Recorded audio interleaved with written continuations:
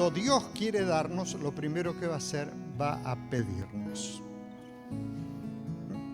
Y entonces queremos hablar de eso, porque es parte de la dinámica de Dios. Ahora, ¿cuántos han leído, no sé, en los últimos 2 años, el libro de Malaquías? Ajá, 1, 2 manos, 3 Malaquías. Usted sabe que Malaquías es el último libro del Antiguo Testamento. Ahora, cuando a los que ya conocen un poco uno le pregunta ¿qué se acuerdan de Malaquías? ¿Qué versículo o qué pasaje de Malaquías se encuentran? ¿Se recuerdan? ¿Qué dice? Habla del diezmo y la ofrenda. Y normalmente si nos acordamos un versículo, ¿cuál va a ser? 3:10. ¿Qué dice el 3:10? Ajá. O sea,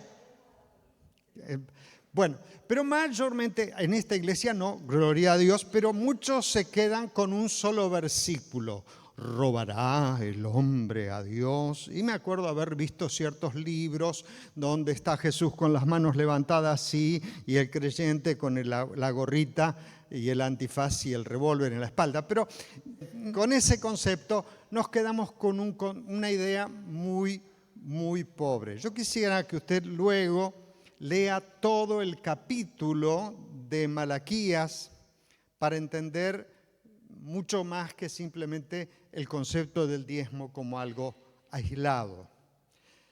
Así que vamos a Malaquías capítulo 3 y en el versículo 1 va a decir así, capítulo 3, versículo 1. El Señor de los ejércitos ha dicho: he aquí yo envío a mi mensajero, el cual me preparará el camino. Si usted recuerda un poquito, ¿a quién podría referirse? Juan el Bautista. Luego va a seguir diciendo: el Señor a quienes ustedes buscan vendrá de manera repentina, lo mismo que el ángel del pacto en quienes ustedes se complacen. Sí, ya viene el Señor de los ejércitos, lo ha dicho. Esto no es tan fácil, pero tendría que sospechar que se refiere ¿a quién? A Jesús. El ángel, porque por supuesto Jesús todavía no nació, no tenía nombre, pero como que venía el representante de Dios. Quiere decir que es un capítulo donde Dios se está comunicando con sus hijos y no es un tema práctico, decir, bueno, es un apéndice del mensaje y de pronto así medio de pasada va a hablar de lo económico. También en este pasaje va a explicar cómo ve Dios el tema de las ofrendas y los diezmos.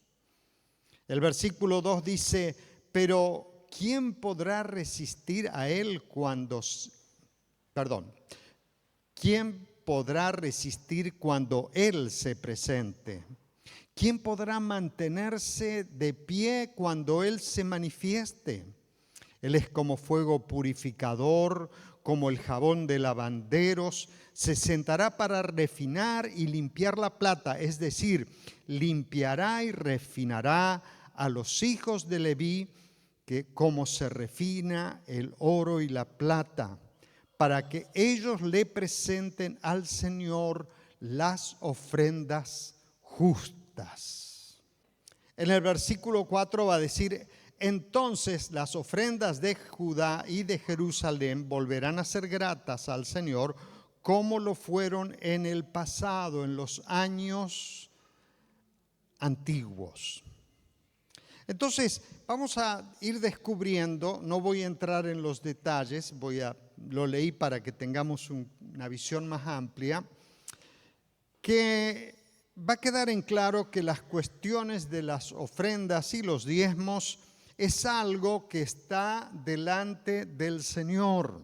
Es algo que Dios va a opinar y va a manifestar cómo se siente Él en relación a las ofrendas que nosotros sus hijos damos.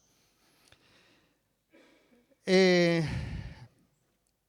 luego ya a partir del versículo 7 vamos a leer el pasaje que es donde me quiero concentrar. Dice, desde los días de sus antepasados no se han sometido a mis leyes, sino que se han apartado de ellas. Pero si se vuelven a mí, yo me volveré a ustedes. Yo, el Señor de los ejércitos, lo he dicho.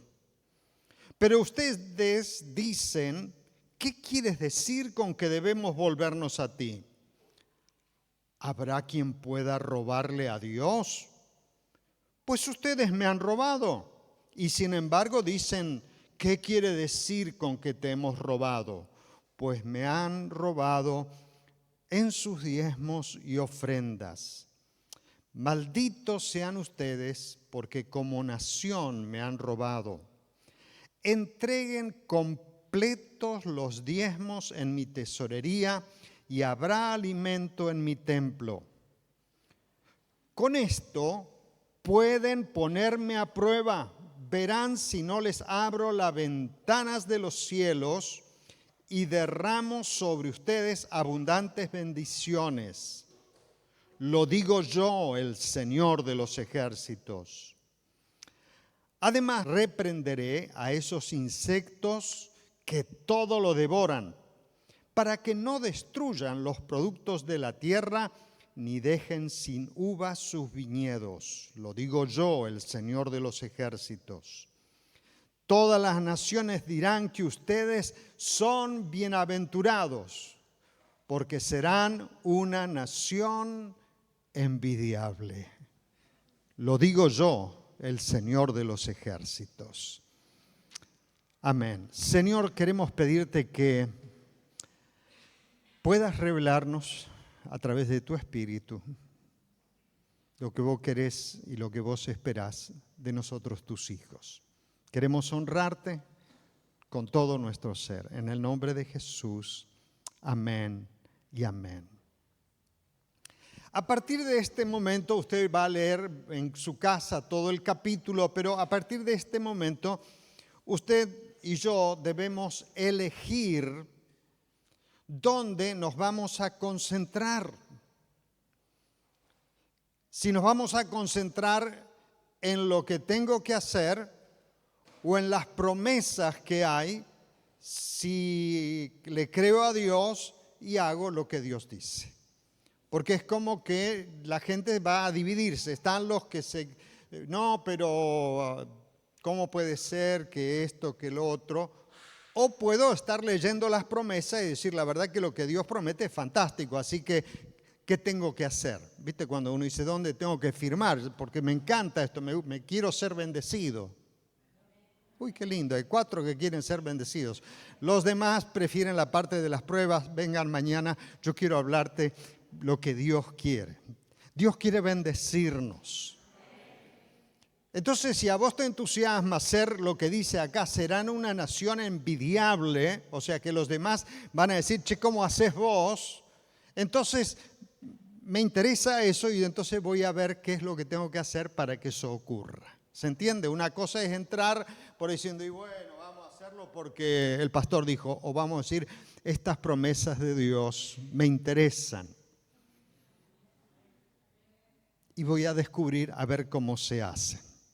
Entonces, esto va a ser medio que un estudio bíblico. La primera pregunta, ¿qué es el diezmo y qué son las ofrendas? El diezmo es el 10% de mis ingresos totales. El 10%. Y después hay casos donde me queda a mí como hijo de Dios, como individuo, no hay allí una tablita, como llama, una dirección general impositiva divina, que te va a decir, no, momentito, acá evadiste o acá te... No, cada uno va a tener que determinar ¿cuánto es mi diezmo? ¿Sí? Ahora, yo te diría que ten en cuenta que a Dios nunca le vamos a ganar en generosidad. Ejemplo, los que tienen un negocio. Pero yo no puedo dar el diezmo de lo que ingresa en caja porque, bueno, los que tienen comercio saben de qué se trata. O sea, no es entrada, no es ganancia, sino que partes del capital y, bueno, toda esa cuestión. Bueno, cada uno va a determinar, decir, bueno, esto es lo que yo gano. Ahora, ¿cómo saca la cuenta?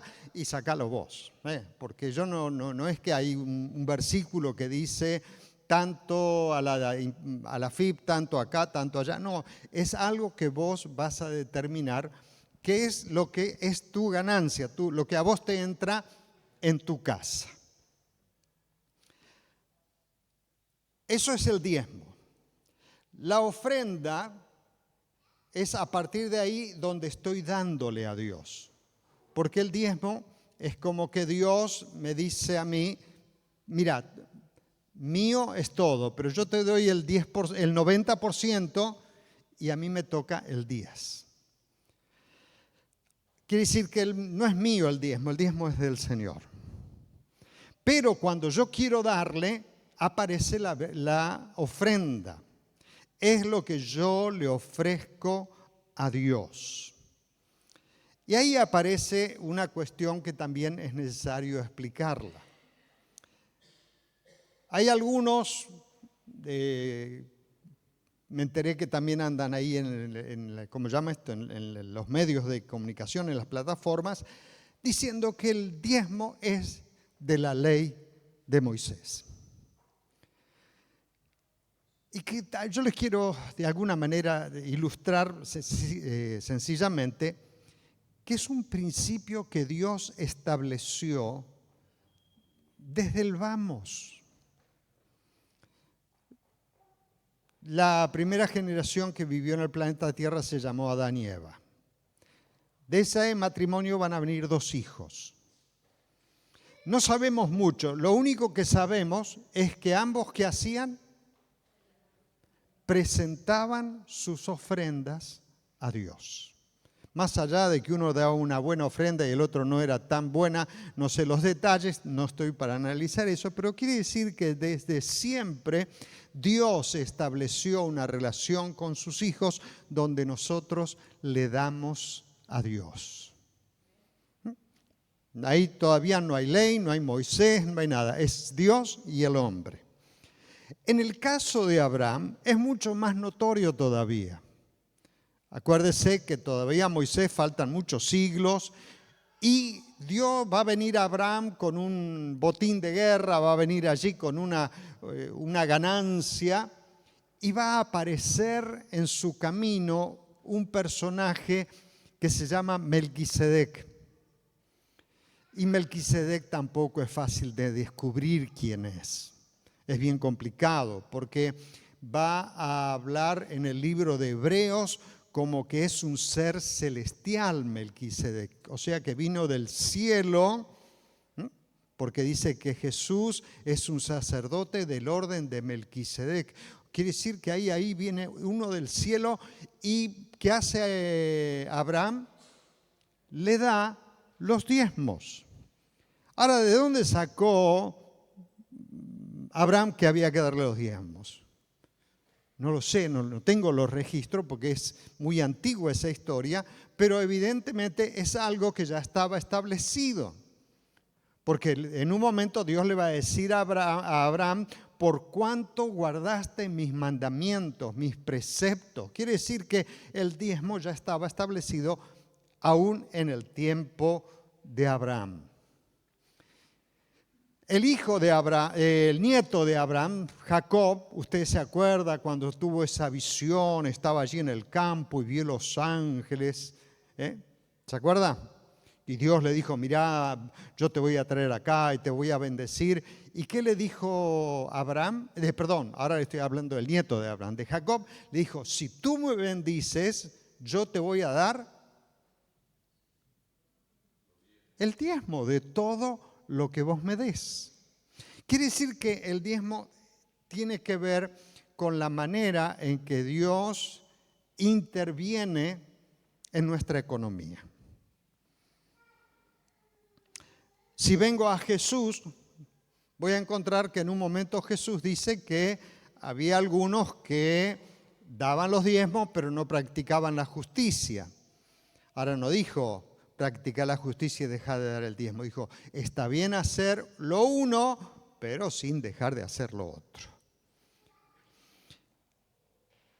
Entonces, ¿por qué algunos dicen que es de la ley?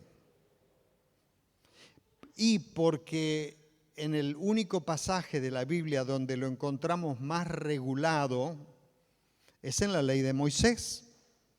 Porque hay que entender que con los diezmos de toda la nación es que se sostenían a los sacerdotes y a los levitas. Ellos no tenían tierra, no podían sembrar, no podían cultivar, sino que tenían que dedicarse a servir a Dios. Entonces, por eso en la ley van a aparecer más detalles que en otro momento de la historia. Hasta ahí estamos. Establecemos con total claridad en la Biblia que Dios estableció el diezmo y la ofrenda como la manera de relacionarse con nosotros en la cuestión económica. Y ahora viene la pregunta. Abraham se la dio a Melquisedec, Jacob no sé a dónde. ¿Y nosotros dónde damos el diezmo?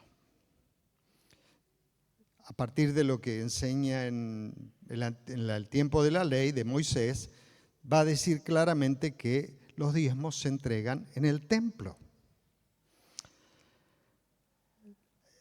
Usa la palabra alfolí. Y si vos vas al alfolí, no es la bolsita de la ofrenda. Nosotros los evangélicos, algunos usan el nombre de alfolí a la bolsita. Pero no, el alfolí es el lugar donde se deposita la cosecha. ¿Por qué? Porque en aquel entonces el pueblo de Israel era eminentemente agropecuario y entonces ¿qué traían de ofrenda? El grano, o sea, los frutos de la cosecha. Entonces, lo que Dios va a dejar en claro es que el diezmo se lo doy a Dios. Y si bien es cierto, Dios no lo viene a buscar porque allá en el cielo no hay casa de cambio. No sé si te pasó alguna vez, viajaste a un país donde no te aceptaron la plata argentina. ¿Te pasó? A mí me pasó en la situación más crítica. Eran las 12 de la noche, estaba por tomar el vuelo que me traía de vuelta a la Argentina y en el mostrador donde estaba haciendo los papeles me robaron la plata. Y me dice la persona del coso, usted tiene que pagar un impuesto. ¿Cómo? No me dijeron, ¿impuesto qué? Mire, tiene que pagar tantos dólares. Meto la mano, tranquilo, yo tenía los dólares. ¿Viste? Todo lo que sentís cuando desaparece la plata, te revisás hasta el cuello de la camisa por si se te metió ahí. Desapareció. Y le digo, bueno, pero tengo pesos.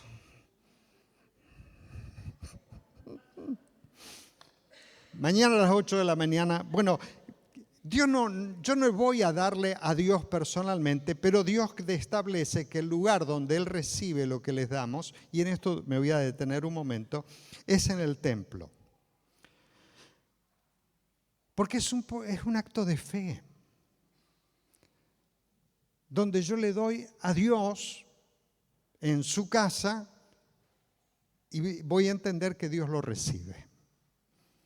Algunos dicen, pero yo no puedo dar, supongamos, me doy el diezmo, no sé, tengo un hijo que está en el instituto bíblico. Entonces yo le doy para que él sirva a Dios.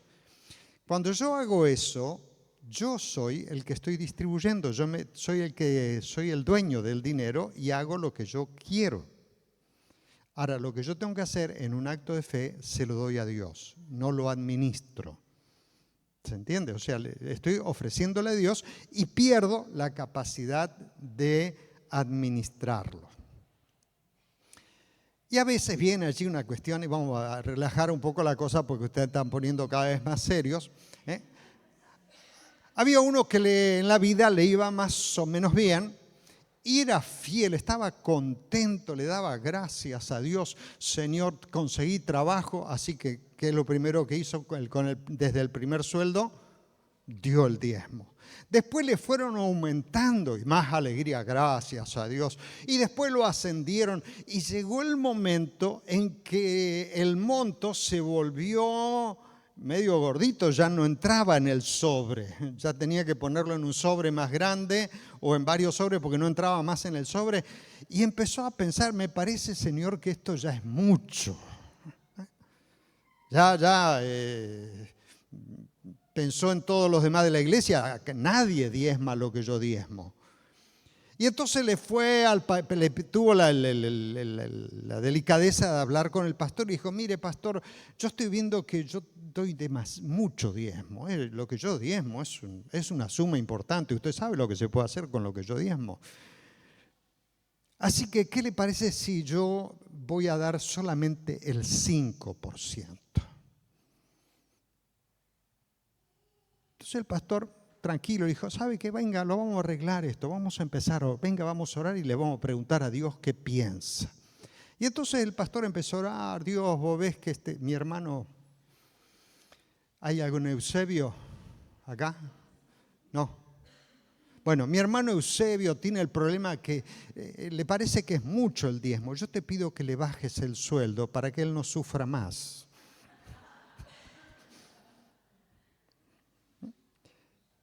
Entonces, es un acto de decir, bueno, yo le estoy dando a Dios. Y ¿qué es lo que se hace? Yo no tengo posibilidad de administrarlo.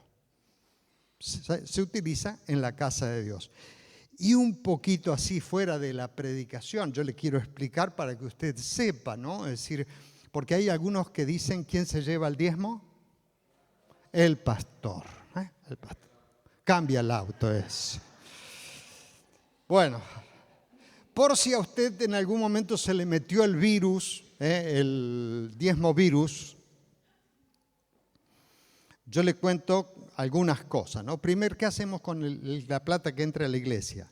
Lo primero que hacemos es que damos nuestro diezmo como iglesia.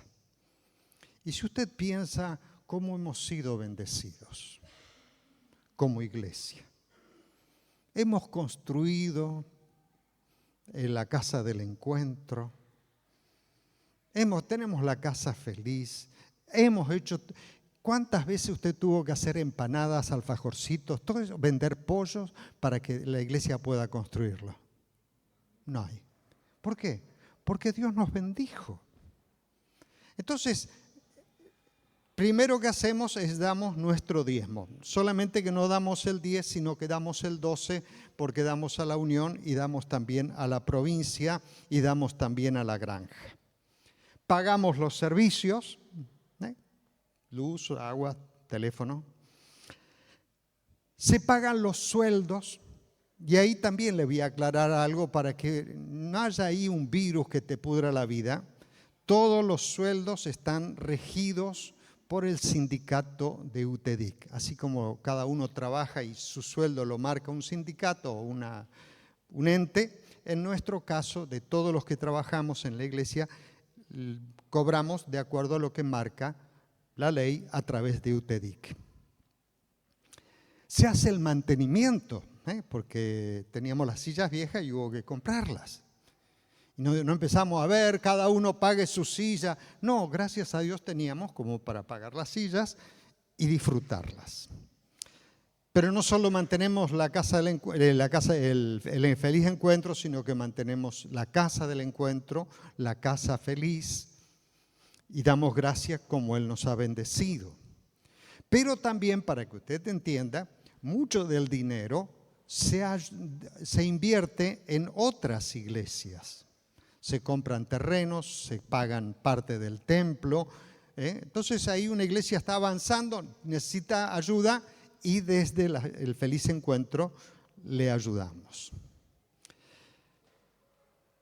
Entonces, más o menos, en líneas generales, esos son los lugares donde se destinan los datos. Si usted quiere saber más, venga el día de la asamblea, porque todos los años tenemos la asamblea donde rendimos informes, donde se puede preguntar y donde se puede encontrar respuestas. Para que nunca el diablo te siembre, el pastor cambió el auto. Saben, yo... no sé, esas cosas, ¿no? Es decir, si a mí me regalan un Mercedes-Benz, yo hago un viaje y después lo vendo. ¿Por qué? Porque no quiero ser de tropiezo. ¿Qué va a decir toda la gente? ¿Con qué compró el Mercedes-Benz? Con la plata de la gente.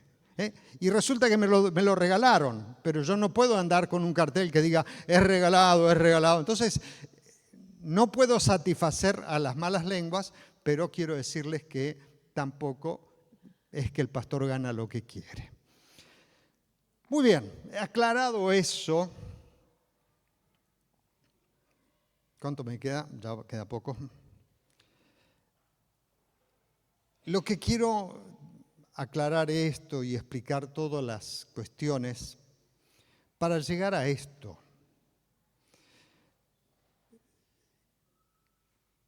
Que yo puedo descubrir que lo que hago con mi economía le permito a Dios que Él obre en lo cotidiano, que Él esté interviniendo en el día a día. Porque aquellos que aprendimos a diezmar, un día descubrimos que Dios hace que 9 sean más que 10. ¿Cuántos pueden decir amén? No lo puedo explicar a un inconverso. No lo podía entender antes de empezar a dar el diezmo. Si con 10 no me alcanza, si doy con 9 menos. Sin embargo, descubro que con 9 tengo más que 10. Y la otra cosa que es interesante es que la vida, el trabajo, las cosas, lo puedo meter a Dios como parte de la cuestión. Y qué fantástico es cuando puedo decir con alegría y con satisfacción, esto me lo proveyó el Señor. Porque dice el Proverbios, capítulo 10, versículo 22, la bendición de Jehová es un tesoro, nunca viene acompañada de tristeza. Y en la versión 60 va a decir, la bendición de Jehová es la que enriquece y no añade tristeza consigo. Y es cierto, es la alegría de saber que Dios está metido en mi día a día. Y puedo descubrir que puedo ver a Dios de manera tangible y medir el cumplimiento de las promesas. Así que termino.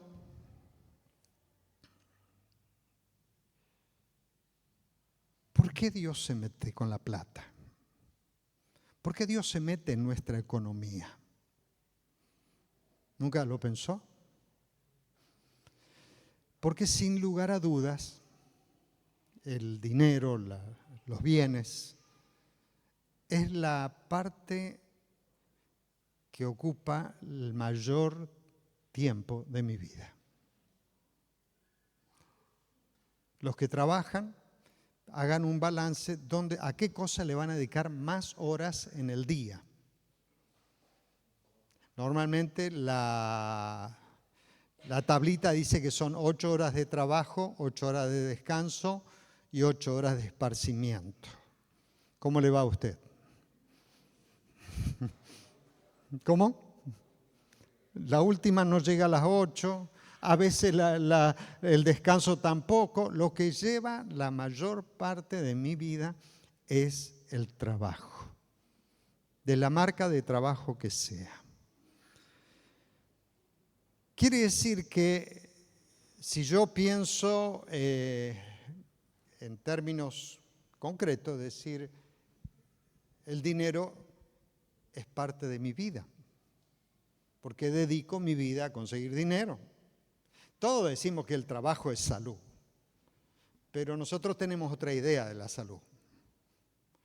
Podemos buscar la salud de alguna otra manera, pero el dinero lo tenemos que trabajando. Entonces quiere decir que cuando le doy mi diezmo y doy mi ofrenda, estoy ofreciendo mi vida a Dios, parte de mi vida. No es cuestión de números, de billetes, no es cuestión de necesidades, es cuestión de darle mi vida a Dios. Y Dios es tan generoso que con toda la fuerza de las palabras nos va a decir, yo le estoy diciendo que me den, pero si me dan, yo les voy a bendecir. Es una recompensa a la fidelidad. Y creo que lo que dije hoy es allí donde nos tenemos que concentrar, que es el camino que Dios marca para que yo no necesite estar angustiado aún en tiempos de crisis. Hemos proclamado muchas veces y en la práctica lo hemos comprobado que en medio de la crisis con Cristo se crece. Entonces, no me parece de buen gusto para con Dios, que me da todo, hacer una especie de medir, a ver cuánto te doy, cuánto recibo. Pero sin embargo, Dios es en el único aspecto que me anima a ponerlo a prueba. Dice, con el tema de la ofrenda, de los diezmos, ustedes pueden ponerme a prueba y verán si no les abro las ventanas de los cielos y derramo sobre ustedes abundantes bendiciones. Lo digo yo, el Señor de los ejércitos. Es el único lugar de la Biblia donde Dios nos habilita para decir, bueno, yo voy a probar. En todas las demás cosas va a decir que yo tengo que creer. En esto dice que lo puedo probar. Y la prueba no es solamente decir, porque en el campo los que saben algo de la siembra y la cosecha, nadie siembra hoy y cosecha mañana. Sino que habla de que yo voy a ser fiel a través del tiempo y Dios va a ser fiel a través del tiempo. Porque no necesito milagros todos los días, pero cuando viene la racha mala, si yo fui fiel en mis diezmos y ofrendas, puedo estar tranquilo que Dios se va a encargar de mi vida. Y me va a bendecir mucho más de lo que yo produzco, porque esa es su promesa. Amén. Habrá momentos en que Dios me anime, me pida que ofrende algo especial. ¿Viste? Viene un misionero o viene algo y hay una oportunidad de ofrendar. Y cuando venga eso y Dios te desafíe o te anime, créele a Dios. Porque Dios cuando te quiere dar, siempre te va a pedir. Créele a Dios. Créele a Dios. Padre, te damos gracias de que en medio de una crisis, una más de todas las que hemos tenido, como hijos tuyos podemos transitarla en fe